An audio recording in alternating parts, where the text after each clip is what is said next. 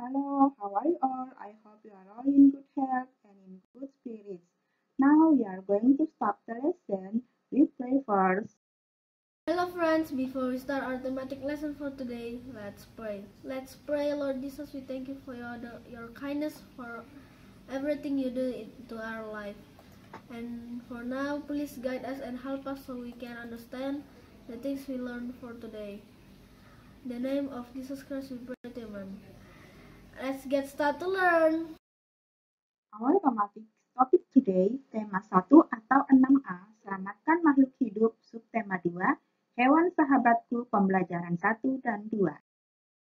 Tujuan pelajaran kita hari ini menjelaskan perkembangbiakan generatif pada hewan, menjelaskan pengaruh kondisi geografis terhadap kehidupan ekonomi negara-negara ASEAN, menentukan isi laporan dari teks bacaan yang didengar, menjelaskan penerapan sila keempat Pancasila dalam kehidupan sehari-hari, dan membuat patung hewan dengan menggunakan bahan lunak dari bubur kertas. Mari kita lanjutkan. Perhatikan hewan-hewan berikut ini.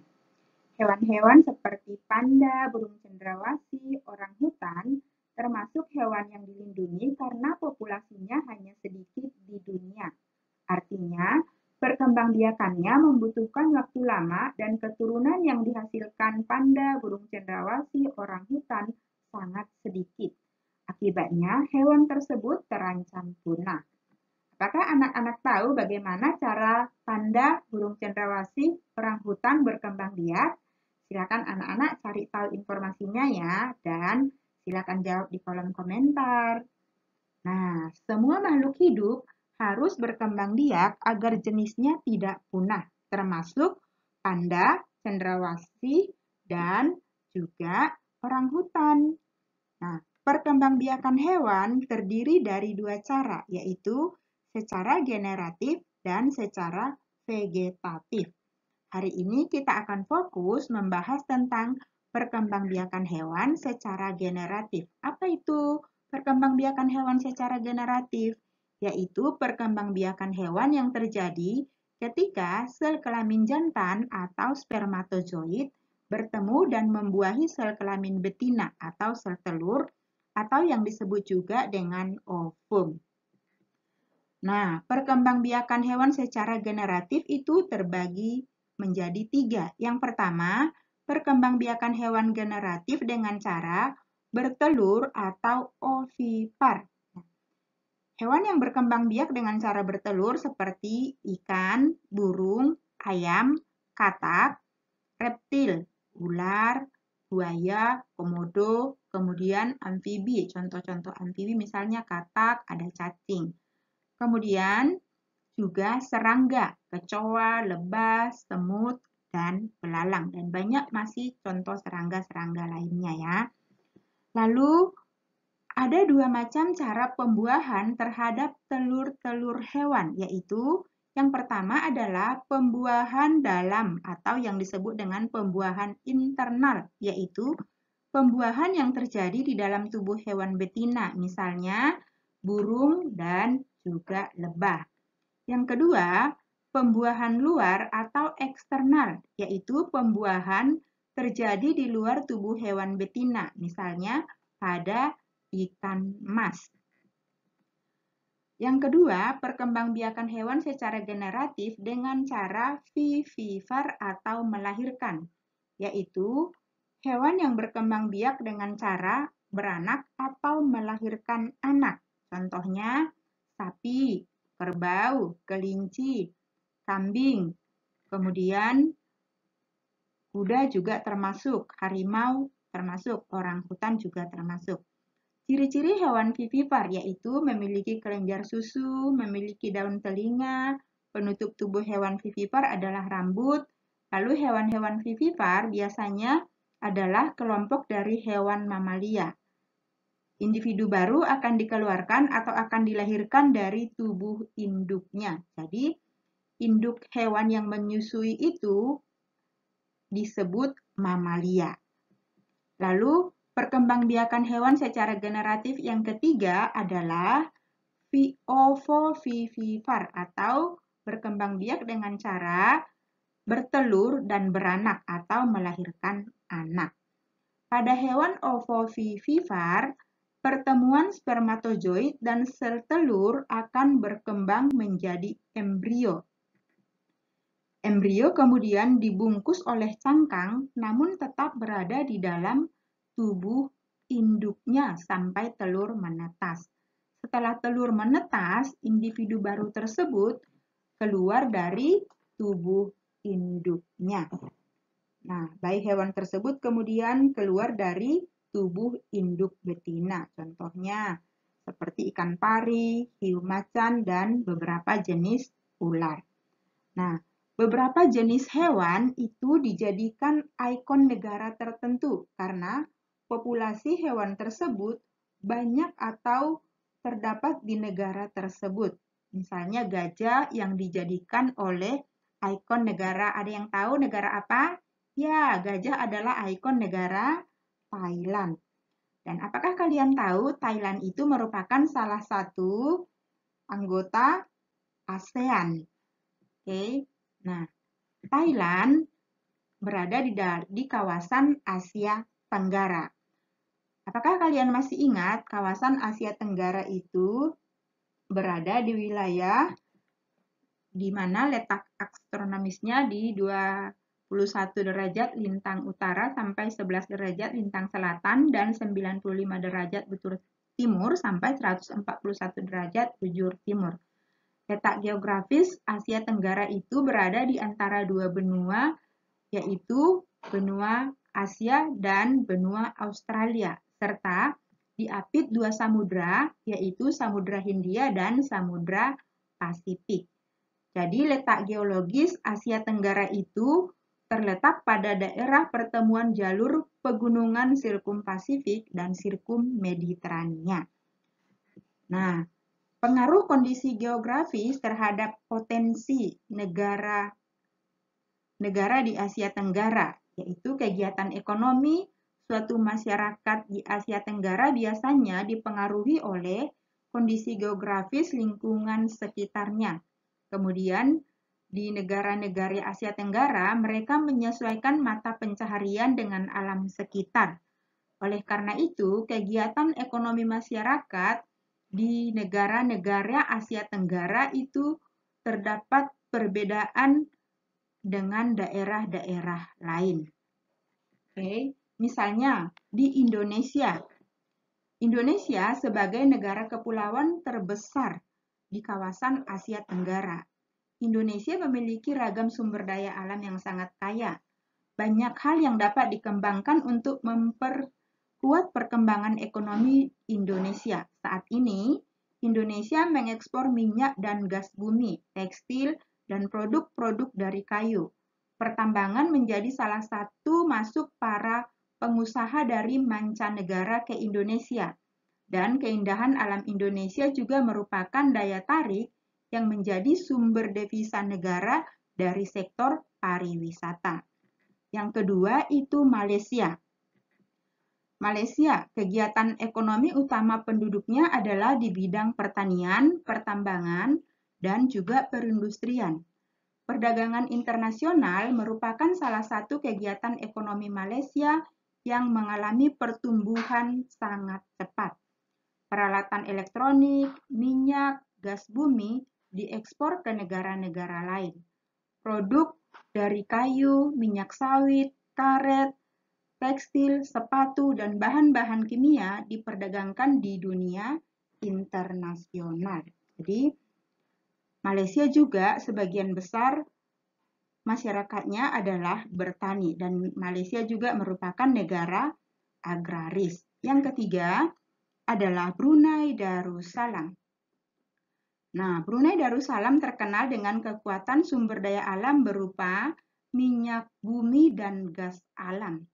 Brunei menjadi negara di Asia Tenggara yang memiliki pendapatan per kapitanya sangat tinggi.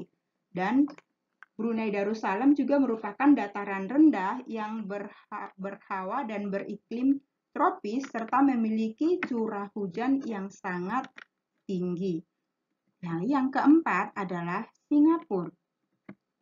Singapura merupakan negara paling maju di kawasan ASEAN.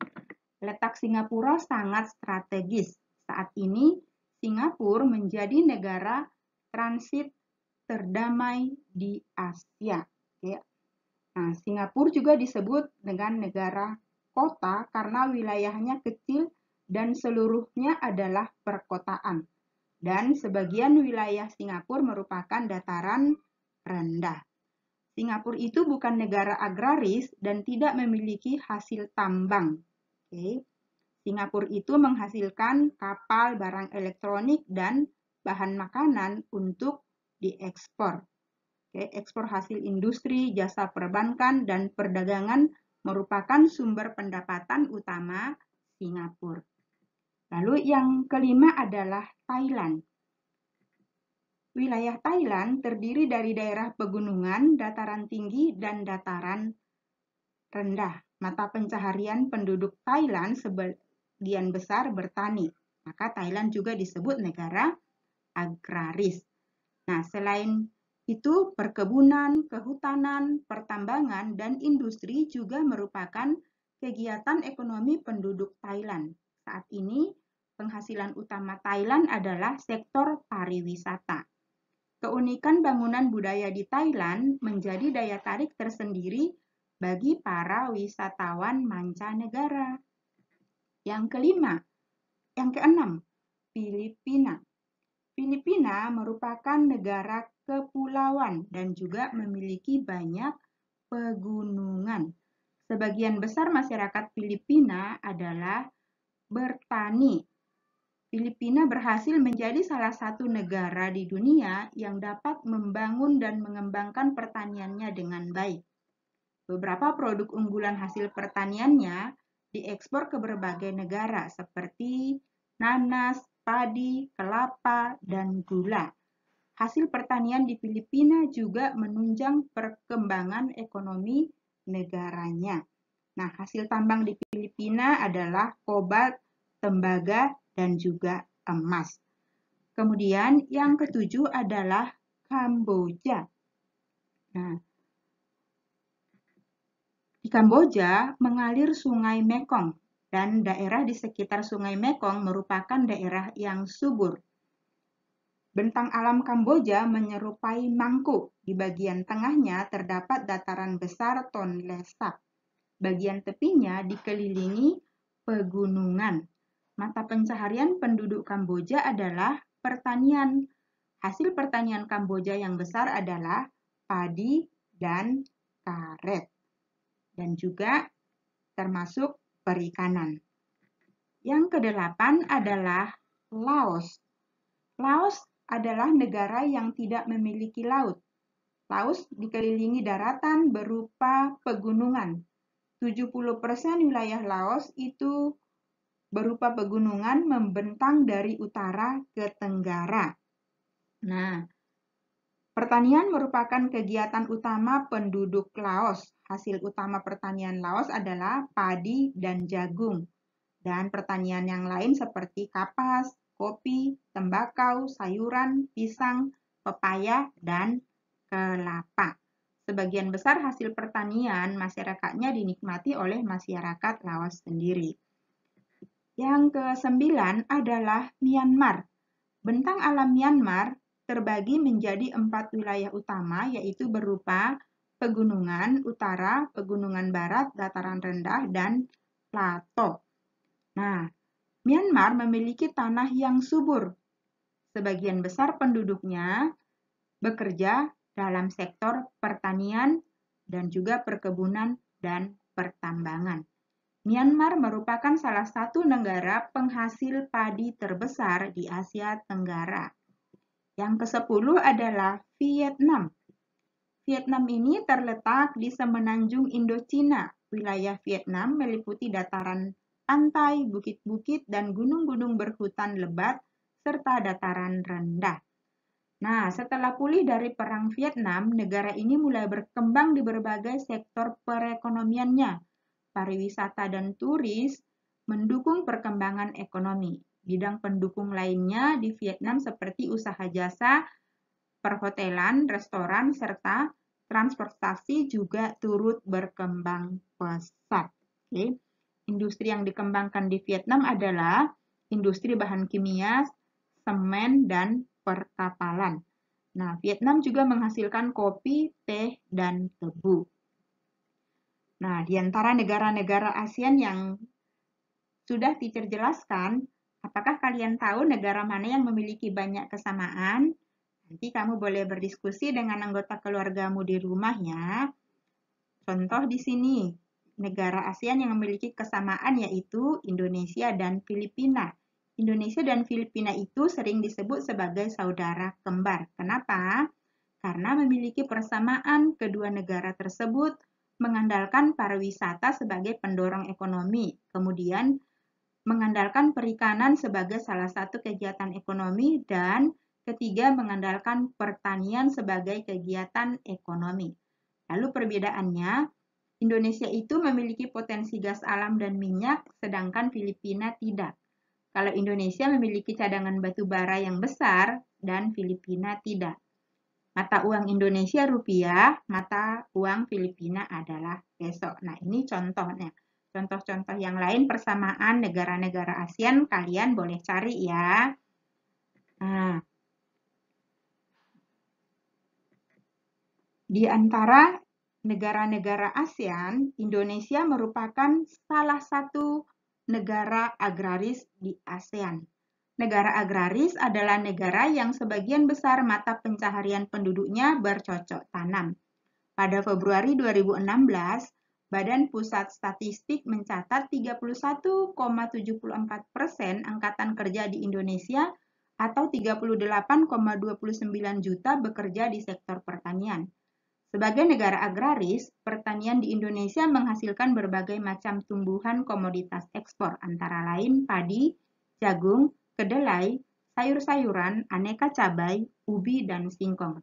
Selain itu, Indonesia juga dikenal dengan hasil perkebunannya, antara lain karet, kelapa sawit, tembakau, kapas, kopi, dan tebu. Nah, yang barusan teacher baca itu adalah contoh salah satu laporan. Apakah kalian masih ingat apa itu laporan? Laporan adalah tulisan yang dibuat berdasarkan hasil pengamatan secara langsung. Berbagai informasi yang didapat dari pengamatan meliputi waktu, tempat, hingga proses ditulis ke dalam sebuah laporan. Nah, untuk mencermati laporan itu dapat dilakukan dengan dua cara. Yang pertama, membaca saksama laporan secara keseluruhan. Lalu yang kedua, menyimak laporan. Kenapa harus menyimak laporan? Supaya kita mengetahui informasi dari laporan yang disampaikan secara lisan. Nah, laporan itu ada laporan secara tertulis, ada laporan secara lisan. Nah, apakah kalian sudah mengetahui ide pokok dari laporan yang barusan teacher bacakan? Nah, sekarang untuk melatih bagaimana kamu menyimak laporan, sekarang teacher akan minta kamu mendengarkan laporan secara lisan yang akan disampaikan oleh temanmu, kemudian ambil buku tulismu, lalu tulis informasi-informasi penting dari laporan lisan yang disampaikan oleh temanmu ini. Nanti kamu tuliskan. Oke, ini laporannya ada 1, 2, ada 3 paragraf. Nah, laporannya ada di bukumu halaman 50, tetapi kamu harus menutup bukumu dan belajar mendengarkan laporan secara lisan dan menuliskan informasi penting dari laporan lisan ini. Mari kita menyimak laporan lisannya. Burung pelikan. Pelikan merupakan burung berparuh panjang dan berkantung. Kantung pada paruh pelikan menjadi ciri bagi unggas ini. Kantung tersebut berfungsi sebagai tempat untuk menampung makanannya yang berupa ikan. Ikan-ikan di sungai atau rawa ditangkap dan dikumpulkan pelikan di dalam kantung di paruhnya. Setelah terkumpul, barulah pelikan menelan dan mencernanya. Selain berparuh panjang dan berkantung, pelikan memiliki sayap yang panjang. Panjang sayap unggas ini bisa mencapai 2,7 meter. Sayap-sayap tersebut membantu pelikan untuk terbang di udara, baik untuk mencari makan ataupun bermigrasi. Burung pelikan biasa hidup di danau, rawa, sungai, ataupun laut. Hewan ini dapat dijumpai hampir di seluruh dunia, termasuk di Indonesia. Salah satu tempat untuk menjumpai pelikan di Indonesia adalah taman safari dan kebun binatang. Oke, untuk latihan anak-anak untuk mengetahui informasi penting dari laporan secara lisan, silakan anak-anak tuliskan nanti di buku tulis anak-anak ya. Lalu kemudian kamu boleh mengirimkannya kepada teacher. Kemudian kita akan dengarkan tentang bacaan yang akan dibacakan oleh teman. Halo teman-teman, nama saya Skolastika. Di sini saya akan membacakan cerita halaman 53.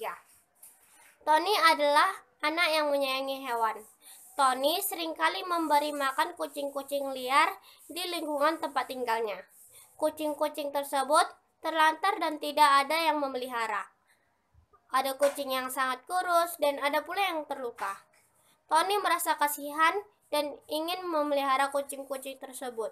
Tony pun membawa kucing-kucing tersebut pulang. Tony meminta izin kepada ayah dan ibu untuk memeliharanya. Namun, ibu dan ayah keberatan jika Tony memelihara terlalu banyak kucing. Ibu khawatir Tony akan kerepotan memelihara dan menjaga kebersihan rumah jika Tony memelihara banyak kucing. Namun, Tony bersikeras ingin memelihara mereka. Terima kasih. Apakah kamu setuju dengan tindakan Tony memelihara hewan dari bacaan yang sudah dibaca temanmu? Apakah kamu mempunyai usulan untuk menyelesaikan masalah yang dihadapi oleh Tony? Nah, kamu boleh diskusikan dengan anggota keluarga di rumah ya.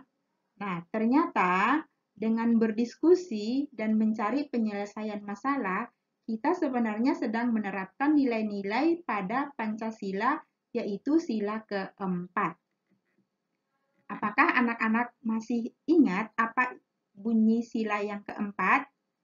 Nah, lambang sila keempat yaitu kepala banteng. Bunyinya adalah kerakyatan yang dipimpin oleh hikmat kebijaksanaan dalam permusawaratan perwakilan. Di dalam kehidupan sehari-hari, nilai-nilai sila keempat Pancasila diterapkan dalam kegiatan bermusyawarah untuk menentukan sebuah keputusan. Penerapan nilai-nilai sila keempat Pancasila dalam kehidupan sehari-hari, apakah anak-anak dapat menyebutkan? Misalnya apa? Yaitu mengutamakan kepentingan negara dan masyarakat, tidak memaksakan kehendak kepada orang lain, mengutamakan musyawarah dalam mengambil keputusan bersama, menerima dan melaksanakan hasil musyawarah dengan rasa tanggung jawab, dan melaksanakan musyawarah dengan akal sehat dan sesuai dengan hati nurani yang luhur. Apakah kalian dapat menyebutkan yang lainnya? Silakan kalian cari informasinya ya. Dan nanti kalian boleh mendiskusikan dengan berkelompok dengan anggota keluarga di rumah. Kalian kerjakan keterampilan kerja di halaman 84, kalian tuliskan, lalu kalian presentasikan dalam bentuk video, waktunya 1 minggu dari sekarang. Nah, hewan di sekitar kita juga ternyata dapat menjadi sumber inspirasi dalam membuat karya seni. Salah satu karya seni adalah patung. Misalnya, membuat patung hewan dari barang-barang atau dari bahan-bahan lunak seperti bubur kertas atau juga plastisin. Nah, anak-anak silakan nanti kembangkan kreativitasnya di dalam berkarya membuat patung hewan dari bubur kertas. Oke, sampai di sini pelajaran kita. Harap anak-anak tetap semangat belajar. Dan tugas anak-anak hari ini yang dikumpulkan adalah halaman 52 nomor 2 dan 3. Dan yang tugas keterampilan kinerja praktek itu kalian kerjakan dalam waktu 1 minggu, terakhir dikumpul 27 Juli 2021 hari Senin yang akan datang. datang. Oke, sampai di sini pelajaran kita ya. Friends, let us pray to finish our thematic lesson. Dear Lord, we thank you for your love and blessing. Now we have done studying thematic. Please help us to keep this lesson in our mind and to apply it in our life. In the name of Jesus Christ we pray. Amen. Thank you for your attention. See you next time. Bye-bye. Cheerio.